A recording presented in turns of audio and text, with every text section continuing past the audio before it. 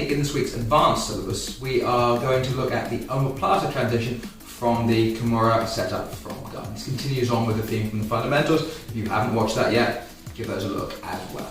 So we're going to start off inside the closed guard here. And we are going to try to isolate one of the arms. Again, standard way. Again, there are more complicated setups to it, involving arm drag and things, but for now, in general, we go underneath here, we bring upwards, we bring this down, we sit up for the Kimura, and we get to here.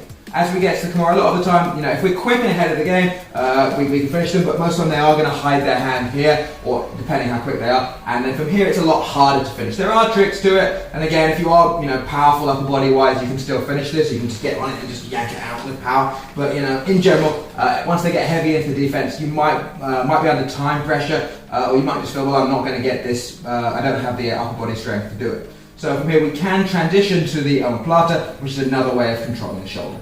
So usually what I'm going to do is I'm going to let go of the wrist and I'm going to trap the elbow using my elbow. So I'm basically going to come over, catch here, I'm going to push the face, and I'm going to try and withdraw my left knee into this gap. You may need them in the face during this. I will try not to now. In training it often does happen. So I'm looking to pivot all the way around, keep the arm trapped, we come around, and we settle ourselves in here. You might end up still flat, or you might be able to set up depending on where you are.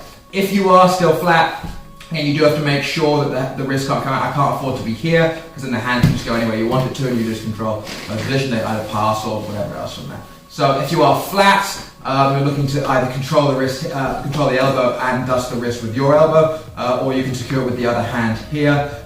Once you've set up, it's less of an issue because your body blocks it. If you're down, again, you may grab the belt on here and hold this way, or you hold this way around, depending.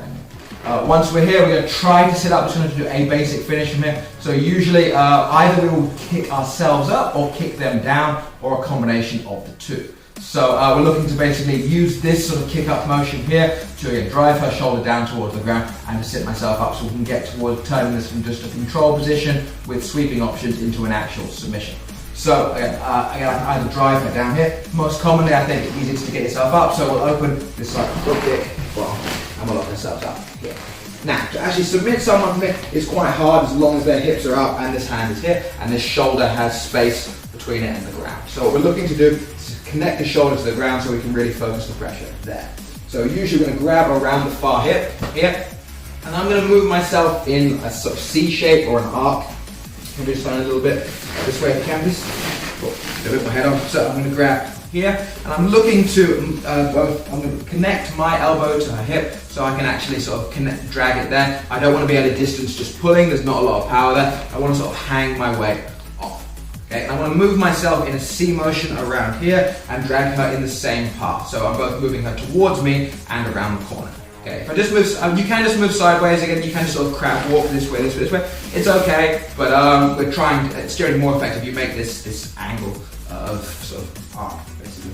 So, again, legs can be locked up or loose at this point, depending on how confident you are with your control. So the main thing is I want to basically bring my hand out to this side, squish my backside out, and then push myself to here.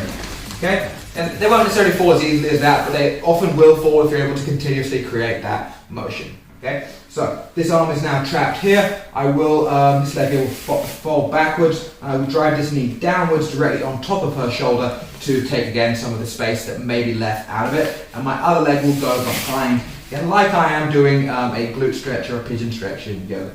So once I'm here and staying relatively low and keeping her hand trapped on my body, I'm going to sit forwards and whisper in her ear. A lot of the time you will hold the elbow here just to be sure, but you don't need to because it is in theory still trapped, but safety first and all that. So we can hold here, we go low first, and then we go nice and forwards into there. That will usually get you your finish. If you're being unpleasant, you can also grab underneath the far armpit, you can grab the back of the collar to secure the whole thing. Makes it a little bit harder, you need a bit more core strength to sit up. Here you can use your hands to help you. If you're just here and here, you've got to be a little bit more able to move your body around, but it gives you a bit more control over here. The more I lift this side up, the more this shoulder goes down, and thus the higher the pressure is. So if you can get a grip around the head or under here whilst keeping the strap, that will make the whole thing slightly more unpleasant. So again, get this trapped in, stay low, step forwards, and push your back toes if you need to. And that will get you the Omoplata finish from that transition. So that overall is the hip bump to the Kimura, to the Omoplata, to the Omoplata finish, which just rolls off the tongue. Attack.